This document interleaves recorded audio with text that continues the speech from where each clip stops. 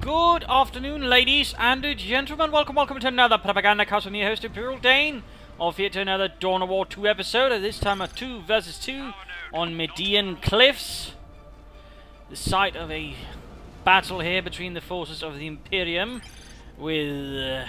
apparently the files have been corrupted because I clearly can't imagine someone with that dumb of a name alongside Dandy Frontline here fighting for the Imperial Guard alongside the Imperial Fists, the 85th would seem here.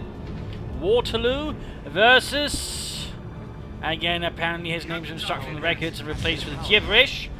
Fighting here for the Midnight Templars, a company gone rogue and have declared themselves the new owners of this planet, alongside some Orc mercenaries and Kieselke. It would seem a war boss lured in by promise of fighting and guns. So let's see how this punitive force of the Imperium's mostly finest strike towards them. Right here we're seeing each other in the cover. Good being attacked here though. Space Marine charging straight in alongside a Tech Marine here. Sentinel joining in up close, charging to the Guardsmen, apparently not afraid of their mighty bayonets, but right here also puts themselves to a flank from the Imperial Fist Commander. So straight in there with the Space Marines and Scout fighting Mantle Fire. There we go. One squad forced away and we see the Tech Marine apparently hanging about for interesting reason while the Orcs rampage right in the centre, smaller forces doing a bit of harassment there. Go ahead. And there you go, the brave Force Commander running straight into a large amount of shooter boys. And the war boss there taking a bit personal care of the Imperial Fist, deciding to add the yellow upper armor to his already yellow panoply there. The war, the Lord Commissar flanking in. Starting to do what he can here. And a bit spurred on by something. I'm not sure what. Probably by one big shot for cowardice. Assumed cowardice. The Midnight Templar forces having a hard time there. And you know, we get two Space Marine squads from the Midnight Templars. A pain boy, bringing, well, pain I imagine. Orcs never exactly very much for metaphors. Noting whereas the Imperial Fist forces adding more scouts, a bit of a difference there in terms of what they're actually bringing to the fight. Allies have captured a requisition point. Lots of power units going down there. The Imperial forces adding in a much larger swath of them compared to the forces of, well, not Marines have struck.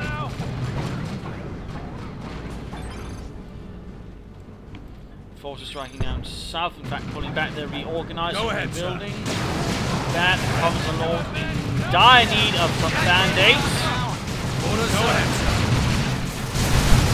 The Guardsmen here being overwhelmed, the flamethrower getting up close, not really good. Bit of a stop there, throwing the techniques here. The Sentinel has quite a bit of a cover and retreat there, so the Space Marines relentlessly advance. Their rage against the Imperium unstoppable, and they decide to just have something in there.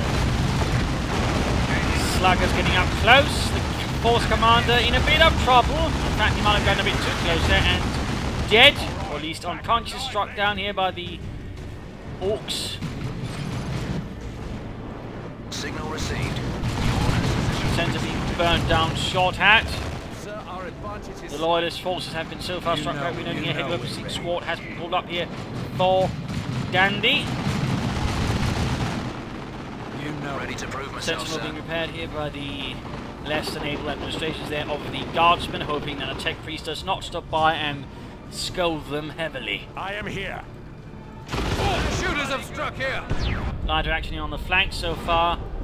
The traitor forces are dominant on the field. Flanking with good hits. The Force Commander popping his shield. Heavy weapon squad there getting close. Let's do it. Almost got the war boss there. In fact, the war boss might want to consider retreating to fight another day. Almost got the heavy weapon team. Almost. There you go. Force Commander pulled together. In return, the Lord Commissar almost had to be taken down. In fact, looks like nope. With only the sliverous bits of fate there. Flank assault here in the central position held up. Points there being secured. There we go, forced away. The sensor being secured there rapidly. Now taking up so far from either side. They have us pinned! Well, we do see a Devastator team there setting up and quickly putting the Guardsmen on the retreat. For the glory of the Emperor. Well, not for the glory of the Emperor, in fact, quite the opposite. Sentinel standing by. An embarrassing loss to the Midnight Templars chapter as the 5th Company went rogue. Its commander insistent that he could do better. Ready, go. We're seeing a assault squad there arriving.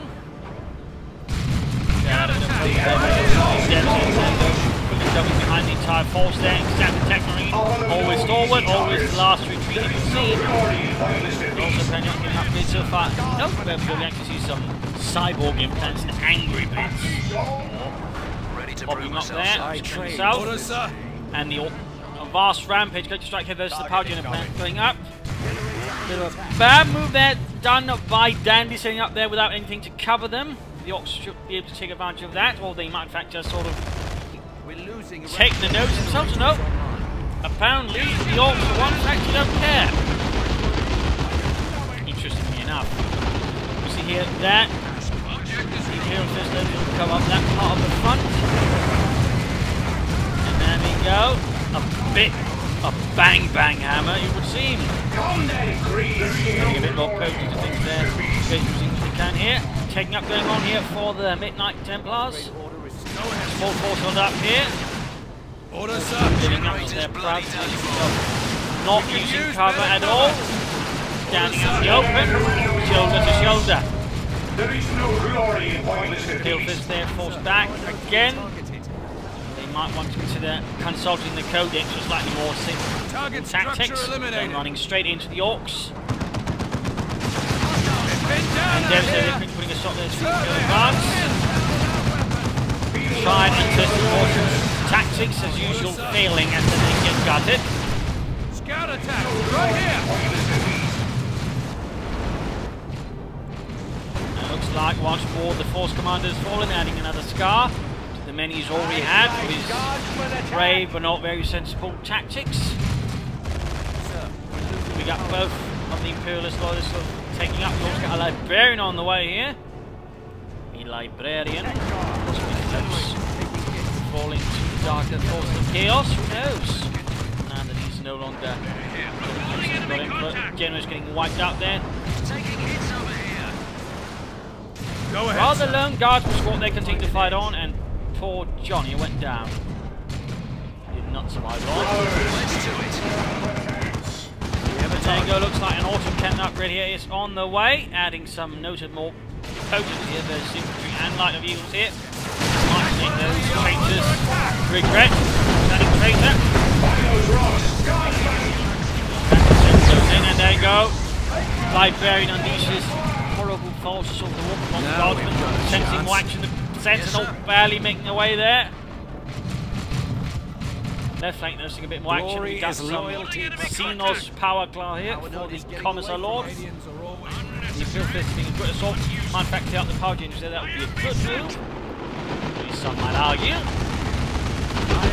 Yeah, the comms are getting up close there without any support. Perhaps heroic, but not frightfully clever. Some might say, and I would be one of them. There you go, plasma rifles equipped, increasing their firepower. There is no glory in pointless defeat.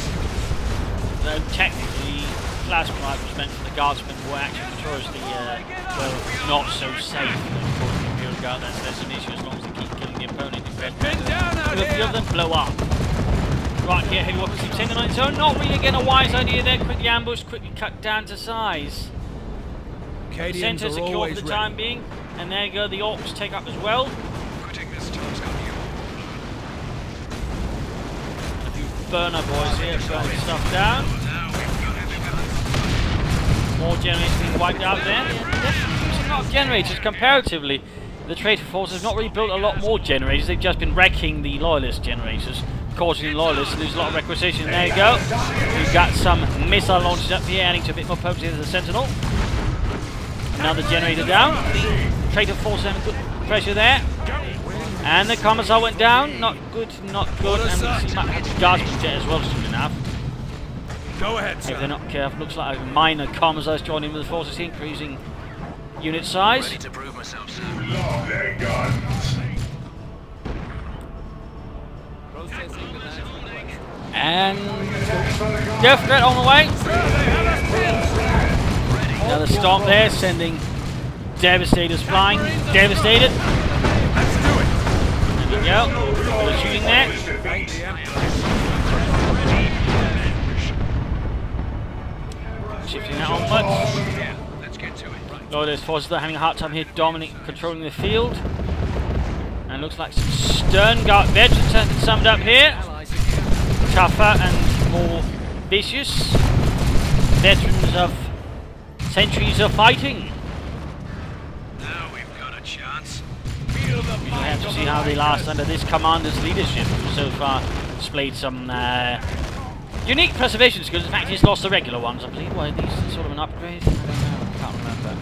Again, I'm not so well versed in the elite mod as of yet, so I suppose that could My be. craft is damaged. And he's got 12 forces charging from the north here. At the same time, a large assault here. The not really effective though there versus the Death Threat. In fact, the Stern Guard veterans are about to get clawed to death. Don't get out there quickly. Shot to death, murder to death, and there we go.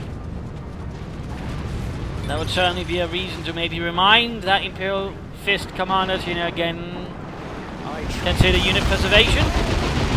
That the sons of the Emperor are not that infinite.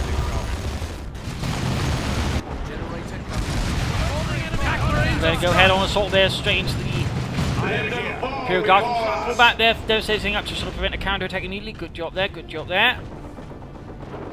Death Threat could actually try and flank, but seems to pull back, and we've got the Ultra Cannon position holding up there. Rolling forces on back from there we go. Got a flare pop gun making easy targets. Commissar heroically charging in. Just fiercely charging in. But there you go, flanking up behind the position. Warboss moving in.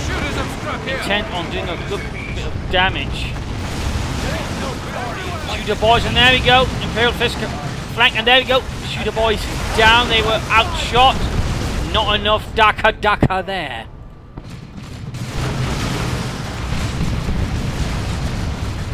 Victory points going in the wrong way here for the Loyalist forces. You know.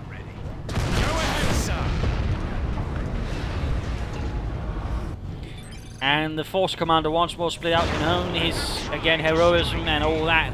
Not in question his tactical common sense a bit more is. And certainly one questions how he became a force commander in the first place. We are under attack. Scouts moving in there, devastating again. We do see a bit of quickening there from the priest. They love the time while they allow themselves up. And oh dear, a bit of a nasty combination there. Mark target as well. Making the guards mistake. Oh! Fire the Golden Throne. That's a massacre. Once more the Waterloo die, and well, don't really do much beyond that. Cover is as always a recommended tactic, but as always the traditions of the Waterloo 85th has rather eschewed such things at sea.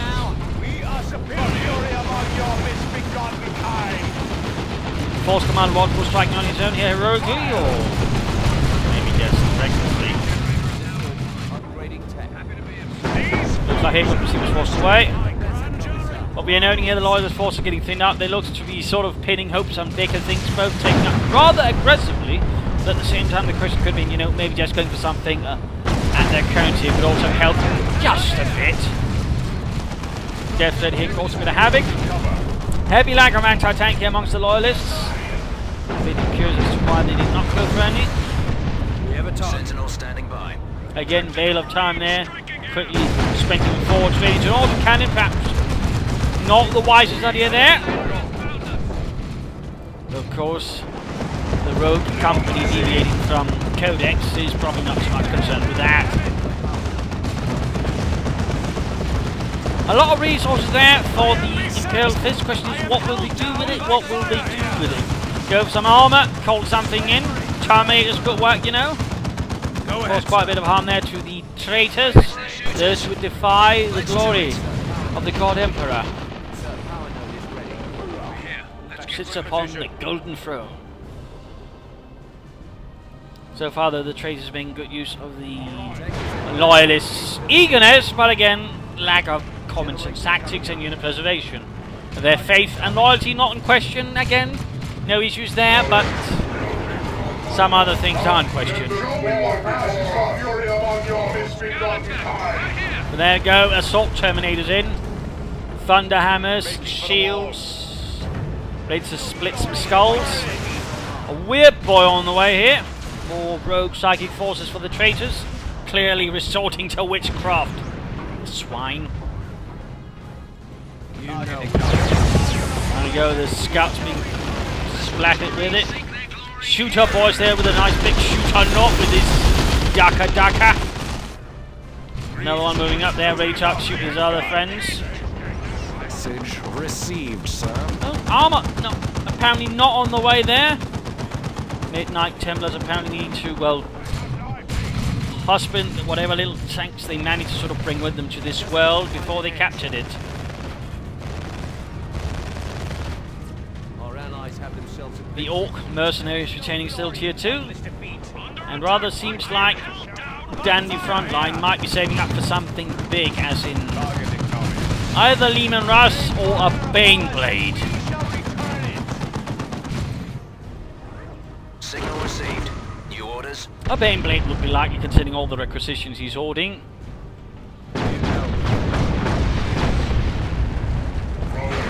And there you go, jumping straight into the mess there. Need to be a bit careful though, there's a lot of Daka there, Warboss and the Deathbed. Though it seems like here they took the chance and closed the Deathbed, hammering it down, and there we go. Orc cars going out. Oh, good lord!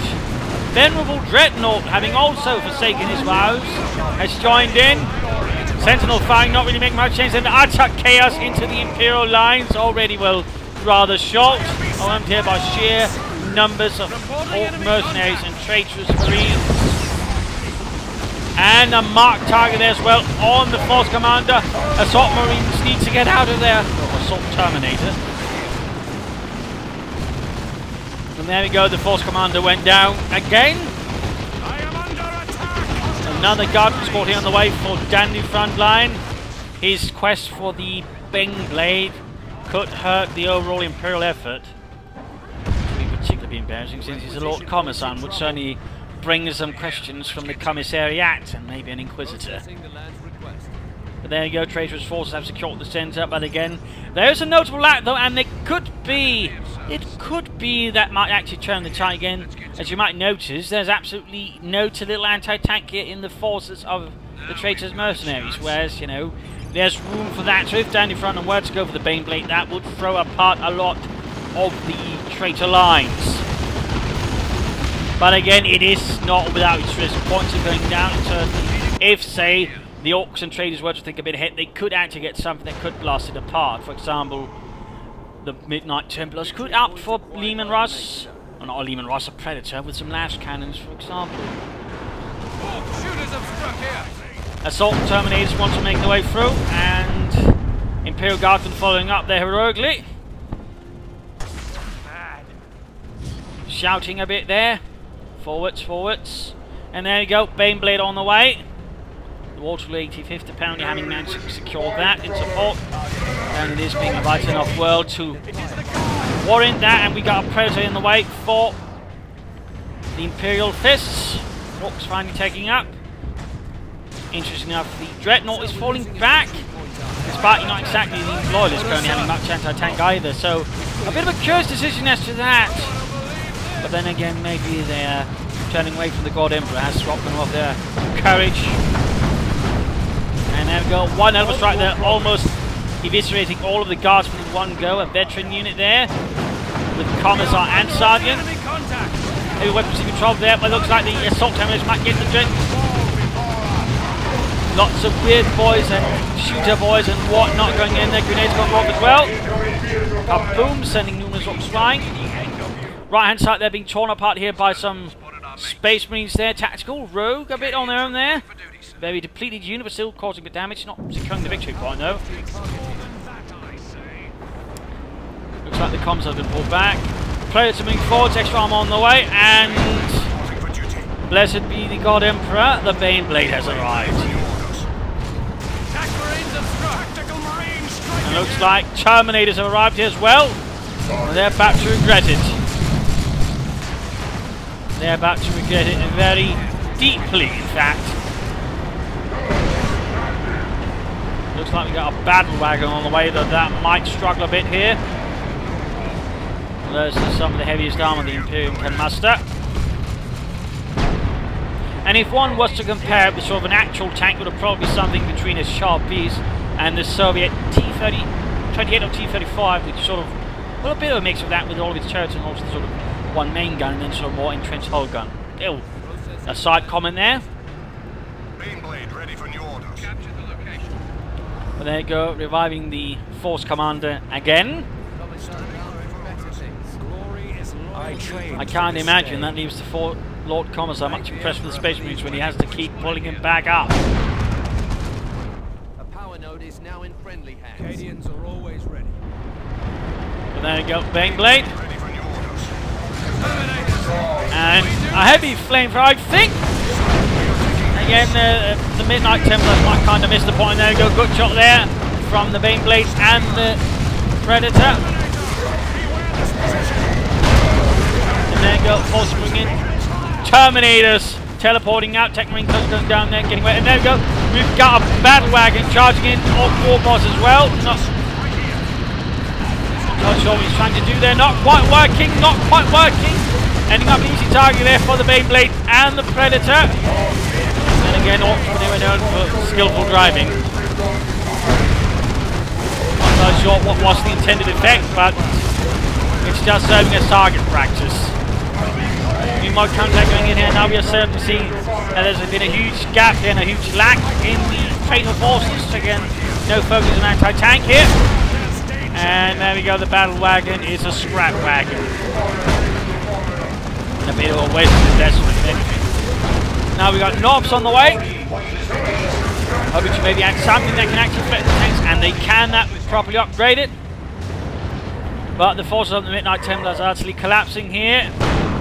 Their hubris and utter lack of anti-tank has utterly devastated them here before the might of the God Emperor and his finest war machines. At least finest in what's available in the 41st millennium. Bunker dropped in as well. Probably going to upgrade to a repair bunker. Won't be long, sir.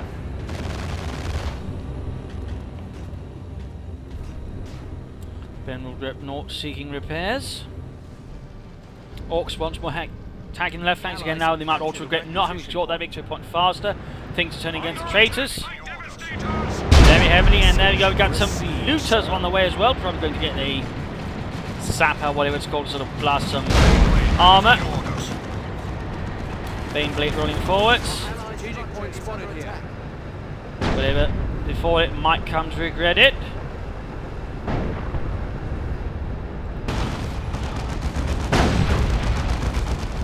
Oops, they're putting that, there you go. Mean and Green are coming up there for the Knob squad. Baneblade serving as a nice fortress. Darkwood down south in a bit of trouble there. Flamethrower proving to be surprisingly effective against not very shielded humans. And there you go, we do see a missile launch up here for the Space Marines. Too bad it's a bit late, and too bad it's only a 1 versus a Baneblade. Looks like a bombing run here, strike or anything, just basically massacre the Orcs here, leaving many dead. And there you go, we do have a beanie death gun versus a big hammer. I don't think the assault is going to be called into question. Meanwhile, the Baneblade advances heroically. Tactical Marines got a bit of trouble there.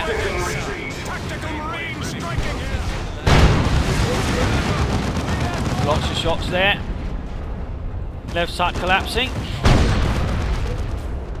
The Loyalists have turned the tide. Or well, the Baneblade technically turned the tide. Now we've got a chance. The rest of the army in the end really didn't matter, because the rest of the traitors we've got to bring their anti-tank weapons and any larger effort got too focused on bashing infantry. Apparently never quite crossed them. You know, we haven't seen anything, you know, further investments, and they're not really getting anything. Maybe we should consider the possibility of something big being brought in. Sir, we've secured the structure. But apparently the Orcs thought that was cowardice, and the Midnight Templars were apparently just too confident that could never happen. Never. Sir, target is destroyed. But there you go, pulling together for one large assault here. Really regretting that flamethrower, I imagine. I mean, that's... At most, it's going to scorch the paint on the Baneblade, which is only going to piss off the crew any further.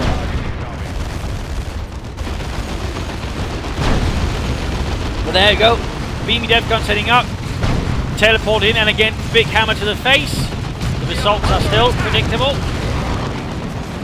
We got a Lehman Russ on the way, and we got a Land Raider Redeemer. Apparently the Loyalist forces are just going in for overkill now. Force Commander down again. I mean, that's what, the 5th or 6th time he went down. And nice strike there from the Baneblade. Demolishing on, almost demolishing the entire Devastator squad. Devastating it. And now the venerable Dreadnought is about to become the venerable naught at all. Rock strike going in there on the Baneblade. A desperate attempt here from the Orcs. Does a bit then, does a bit. But in the end, not too much. The Baneblade turning out to be surprisingly durable. The last desperate attempt there from the venerable Dreadnought as well. Shields out. Lehman Russ advancing. Moving into arriving in the field, getting a execution upgrade. Kill that cannon, I believe. There you go. They did manage to get the Predator. Small victory there for not the Emperor.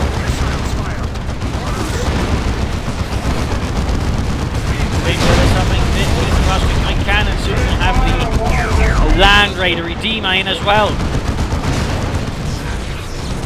Bunker secured here by the Traitors Portal up here, securing it. Missile launchers, shots going off, then knocks turning into everything. There you go, Land Raider Redeemer moving in, reviving the Tech Marine. That's all this is happening. Tactical Marines, they're trying to get it, but they might go down, there we go, the Executioner, there we go, kill them.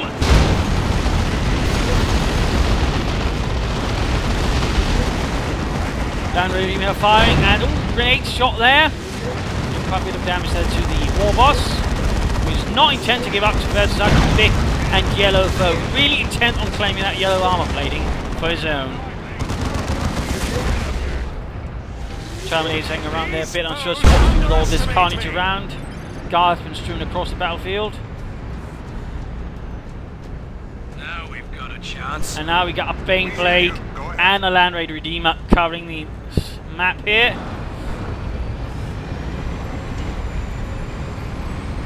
It required direct intervention from the Ruinous Powers of Chaos to turn this around, I believe. I don't think that's going to happen. At least I hope not.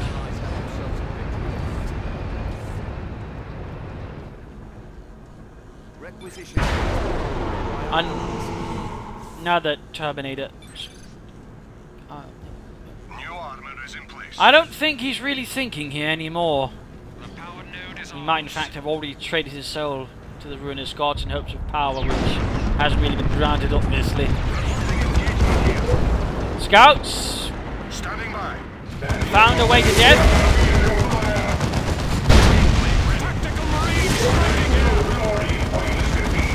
Warball striking out against as well. Victory point being down here.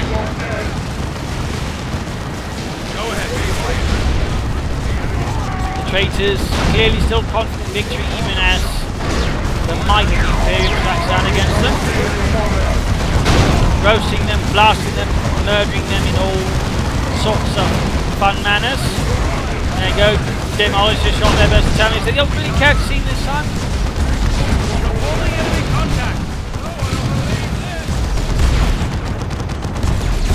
Further pressure, but all hope has expired, one might argue. And the Terminator seems to try to bash it down with a power fist, but they're simply not doing enough damage. Devastator's moving up, not going down much effect either. And there we go. Game over. A victory for the forces of the Imperium, although, I mean, in some regards, you know, strategically and tactically, there were definitely some issues. Lack of unit preservation, no real attempt to take cover or splitting up forces, no real attempt to flank at times, you know. The Traitors' force actually were the ones that sort of played tactically superior, but there was just one massive issue. The strategy had one gaping flaw in it. One which apparently even Dandy Frontline and his friend could pass through. And that was, again, absolutely no anti-tank, and apparently the response was to, you know, get more anti-infantry.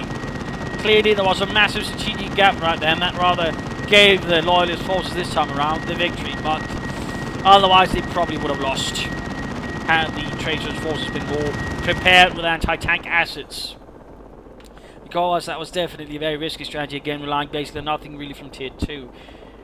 Not good at all. So keep that in mind, you know, try to use all of your tiers, just try not to skip one completely.